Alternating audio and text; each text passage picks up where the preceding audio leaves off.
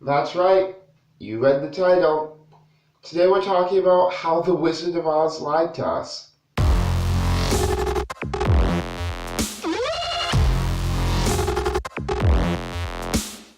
So a few days ago, I was watching random theory videos on YouTube, and I came across a really old one from like a year ago that the theorizer made about the Wizard of Oz. And I watched it, and I was intrigued.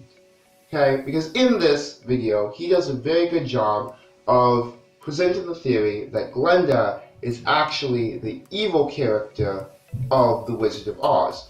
And he does this through multiple different things. One, comparing the story of the Wizard of Oz to Alice in Wonderland and Coraline, where like the nice and good person at the beginning, the woman, turns out to be evil, the Beldam in Coraline, the Queen of Hearts in Alice in Wonderland. And so he compares them through like that. Also, he points out very specific things that Glinda does throughout the movie. He focuses solely on the movie, not on the books. And just points out several inconsistencies and places where she clearly lied or like changed her mind and twisted things around so that they would better fit her purpose.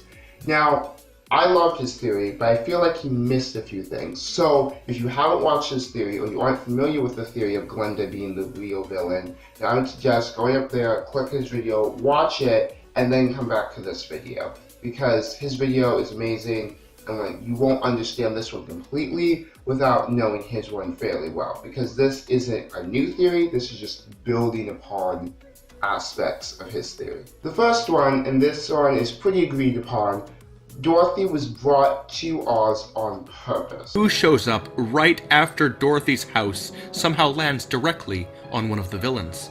Glinda. Because having her house, just happen to land on the Wicked Witch of the East, and then Glinda suddenly appearing right afterwards, even though she states that the Munchkins can summon her, and the Munchkins were definitely in distress, but Glinda doesn't appear until after the problem is already solved and Dorothy has arrived. A little bit suspicious. Now that we've established that Glinda was the reason that Dorothy was brought there, we have to ask ourselves, why? What is it with Glinda and Dorothy? And here's the conspiracy bomb I have planted. Glinda let Dorothy go, sure, but only after Dorothy systematically took out Oz's other three rulers, the Wizard, the Western Witch, and the Eastern Witch, leaving Glinda as the only one left. And killing all the other magic users makes sense. However, it only makes sense if this is a parallel universe of sorts, and not if it was a creation by Glinda. If the entire world is a creation by Glinda, then it doesn't make sense, because why did Glinda just, not create people who would contrast her power? But if this is a parallel universe, having Dorothy kill everyone else who had power or had control over citizens is a very good idea, especially since then Glinda can retain her power, and at the same time she doesn't look evil because of it. She still has the good, I'm a wonderful good witch persona. But why get Dorothy to do it instead? Well, Dorothy is the perfect independent female heroine for the job. And if someone else does Glinda's dirty work, her nice, pretty, non-sinister image will be kept in the eyes of the Munchkins. I have so far been only agreeing with what the theorizer has said, but this is where it takes a turn. This is where I start building upon. We've explained how Dorothy got to Oz. We've explained why Dorothy was brought to Oz. So, I want you to think, and this isn't a hard question, but tell me, what do all three of the witches that we meet have in common? We have the one that Dorothy crushed, the one with the flying monkeys, and we have Glinda. What do all of them have in common?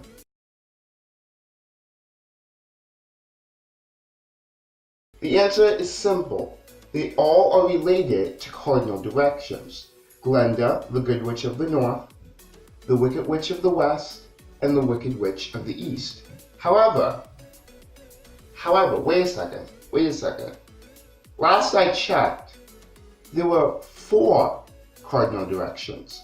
Now in the book this is explained, the Good Witch of the South, or technically North because the movie changes it around from the book, but a 4th witch, a good witch, is met and, it's explained. But since the movie took that out, They took it out for a reason. And let me throw another question to you. Who is the only other strong, independent female we see in the movie? That's right, Dorothy. Dorothy is the Good Witch of the South, which would explain a lot of weird details, okay?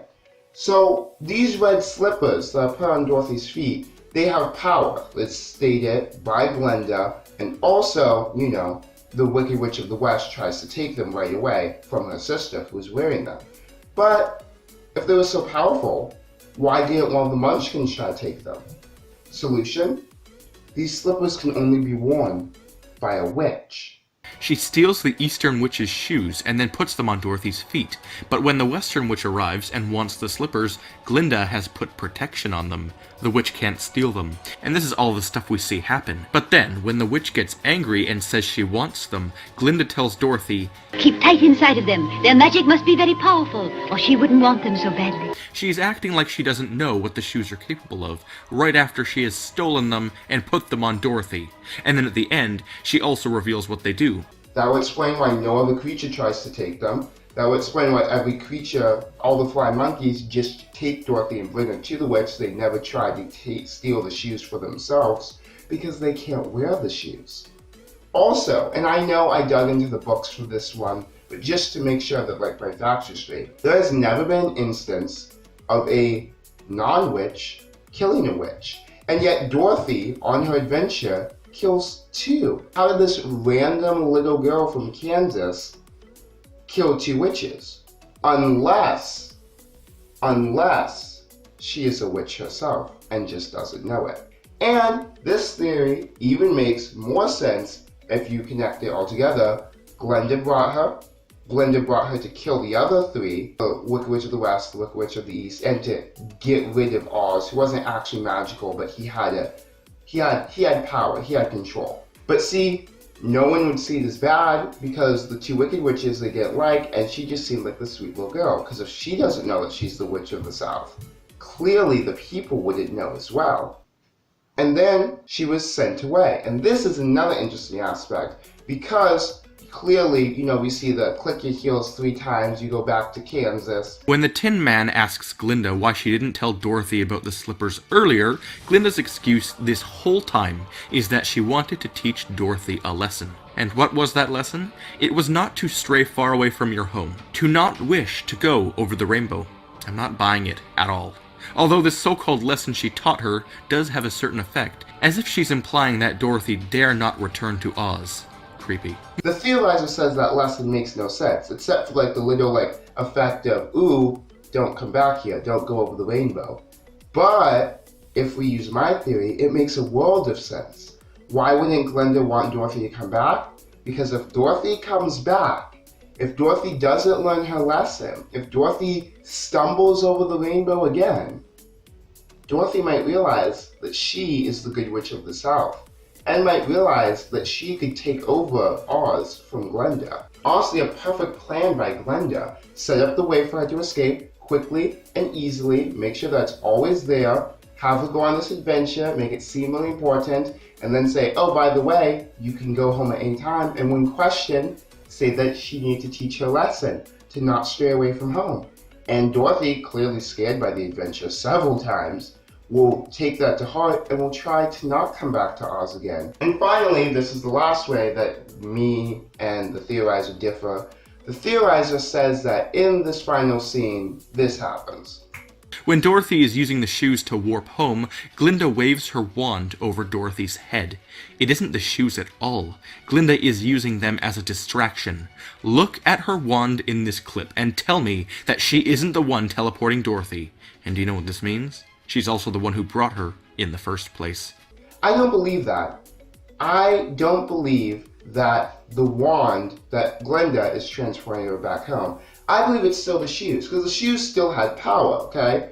The Wicked Witch of the East had them, and the Wicked Witch of the West wanted them. That means that they had to have some power.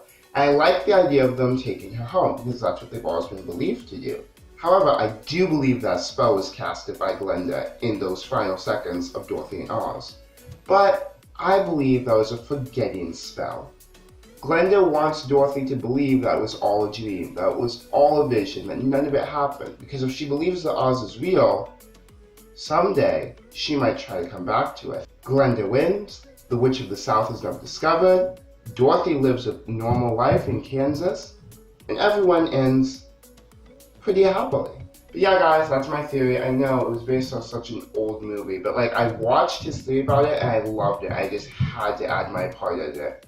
So if you like this video, don't forget to, actually leave it a like. Comment down below. Does my theory make sense? Have you watched the Theorizers video? Do you agree with our theories? Because I think our theories are pretty solid.